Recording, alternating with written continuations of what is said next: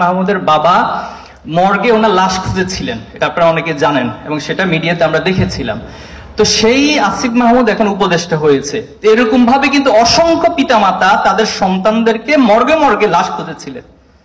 তো অনেকে হয়তো পেয়েছেন লাশ, আবার অনেকের লাশ অনেকে পায়নি।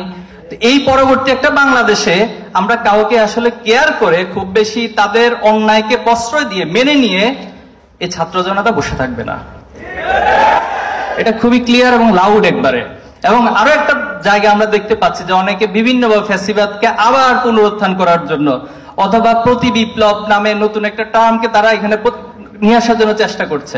তো তাদের উদ্দেশ্য বলতে চাই যে ছাত্র জনতা যাদেরকে আপনারা মনে করছেন যে তারা মনে হয় আস্তে আস্তে করে মন মানসিকতা চেঞ্জ হয়ে যাবে, নড়ে যাবে, অর্থাৎ জেনারেশন জুমার্স বা জেনারেশন আলফা যারা, এরা মনে হয় একটা পর্যায়ে গিয়ে এগুলো সব ভুলে যাবে। না, এটা একটা সুপ্ত আগ্নেয়গিরি। মনে রাখবেন, যদি